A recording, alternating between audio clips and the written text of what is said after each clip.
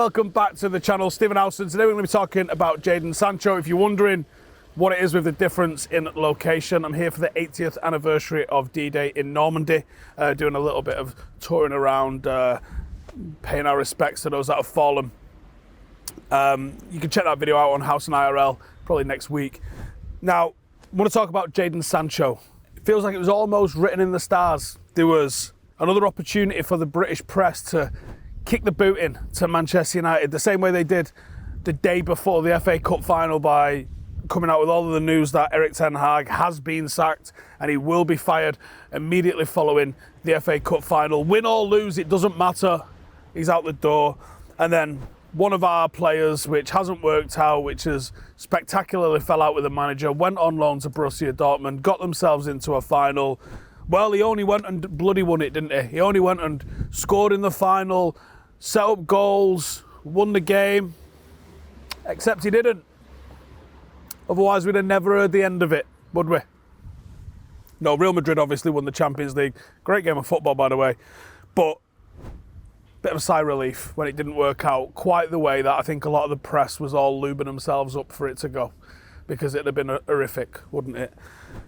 Now, in January this year, Sancho left United and he went over to Dortmund, club he played for prior to joining Manchester United in July 2021, which feels so long ago now, doesn't it? And I don't just mean like in terms of time, not just... Ole Gunnar Solskjaer was our manager then. This was before Ralf Rangnick. This was before Ten Hag's first. It's like, where's the time going? Things have changed with Sancho. We signed, genuinely, the most exciting youngster in Europe, in European football. Only Messi was like more goal contributions to him that season. He was an absolute disgrace of a player. He went to Germany after, slightly dubious circumstances about why he wasn't being given contract extensions or minutes by Pep.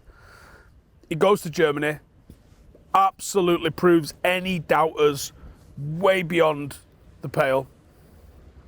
Smashes it out of the park, does phenomenally well. Comes to Manchester United in a big money deal.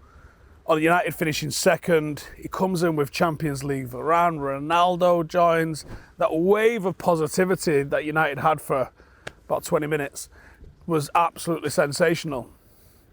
And then it didn't quite work out for him. He had some moments, and he's not been awful every time he's wore a United shirt. The problem with him is that he's had a lot of ordinary games, not awful games, and just hasn't lived up to the expectations. And then you add in the mix of, like, the jury was still very much out on him under Ole. It was kind of like, can we try him on the left maybe a bit more? Like, it was like we knew there was talent there, we just hadn't quite seen it just yet, rather than, this isn't Anthony where you're watching him going, ugh. It was just wondering how you get the best out of him. Now, what's happened the last 2 years? Obviously, Ten Hag's first season, there's a lot of rumours locally about things that went on. The bottom line is he was taken out of the team. He was sent or offered or decided to go to Holland to go and work on himself, I think is the legally safest thing I could say, where it didn't quite work for him. He spends a bit of time out. Now, at the time, Ten Hag is dealing with Ronaldo fallout. Ten Hag is dealing with Maguire situations. He's got the Mason Greenwood situation going on. He's had Marcus Rashford fannying about. He's had Garnacho showing up late in training. He's putting out all of these little fires, and at the same time goes out of his way to try and appease Jadon Sancho. He could have really done with Jadon Sancho in that first season. He could have really done with a player of that talent being in the team, not playing Power League in Amsterdam. Allows him the space to do whatever he needs to do. And then you see the smiles when he brings him back and he brings him on off the bench. Can't remember which game it was. You see the genuine smiles, and it looks like a genuine connection between the two of them on the sideline as they're about to come on, and you think, oh my God, if Jadon Sancho kicks on and we see Dortmund level Sancho here, the man management out of this silly ball fucker is absolutely 15 out of 10. No, it didn't work out like that. Now, you can speculate as to why. You're fully entitled to speculate as to why. But the bottom line is, it didn't kick on. In pre-season, there was glimpses and there was flashes, and then it never seemed to happen for him. And then following the Arsenal game, he comes out and says what he says, kind of puts it on Sancho publicly. And my take on that was always, some stuff's clearly gone on behind the scenes. It didn't start with, let him go to Amsterdam, nothing happens, and then he just decides to stick one on him in a post-match interview. I heard from some people at the club that they'd tried everything. I don't know what that means. You can speculate as to what that means, but their exact phrasing was, we have tried everything. And I was incorrect. Someone from Sancho's camp reached out because I said something which was incorrect at one point, which is that he hadn't been showing up for training. That's not the case. But he clearly hadn't been putting in the effort that Ten Hag wanted him to in training. And there's clearly a disconnect with that. Now, for me, there shouldn't be any dramas. As a manager, you should be able to say, I don't think you're putting in enough effort in training. I don't think there's a single player in the world who can come back and say, well, I am.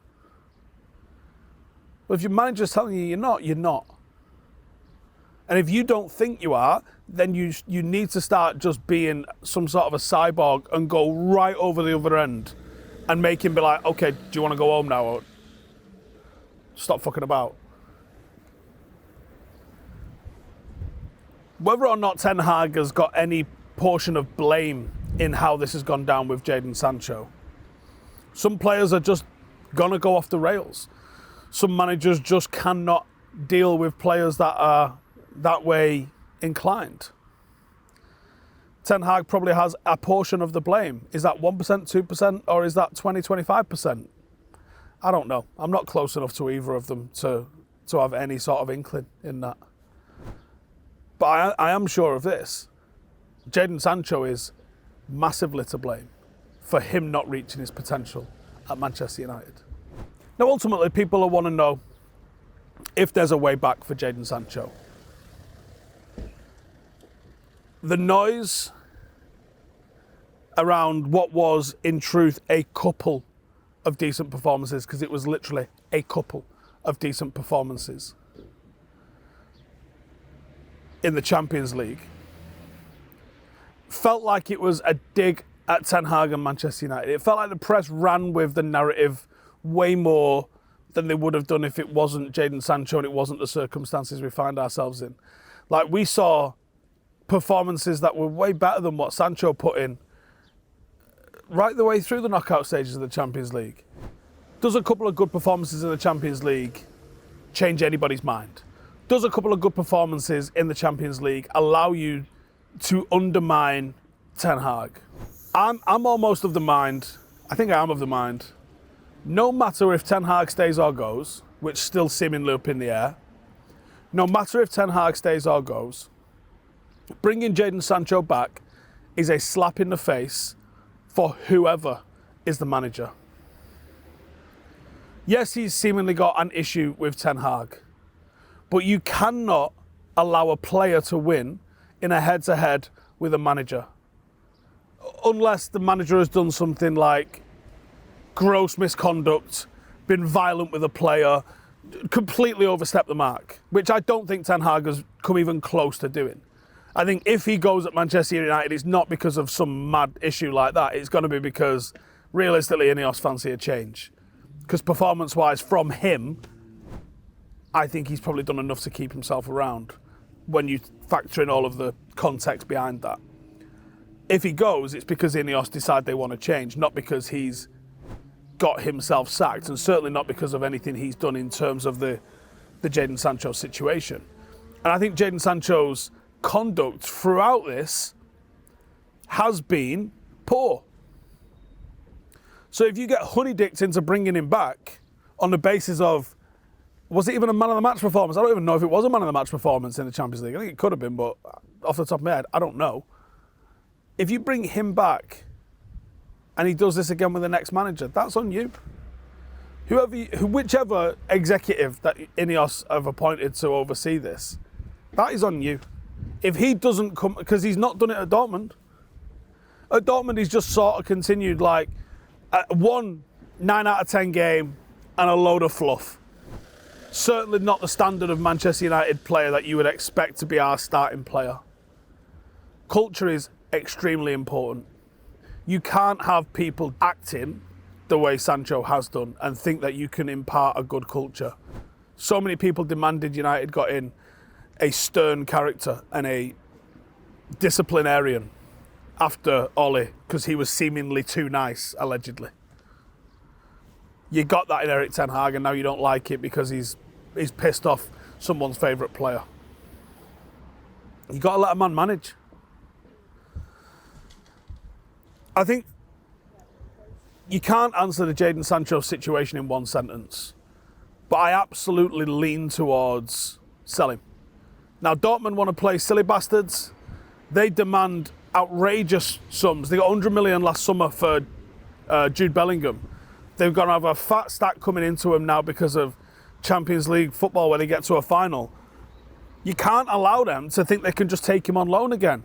If you want him, and Jesus Christ, your social media team is doing you no favours whatsoever if you don't want him, or if you do and you're trying to play it down a little bit, you're getting no favours done to you whatsoever because of how your social media team is absolutely up and down his sausage all day. If you Dortmund want him, you're going to have to pay big dough for him, proper dough for him, because of the way you've acted and the way the PR is around the situation. If he goes elsewhere, you're still looking for fair market value. And it's 50 mil plus. It has to be.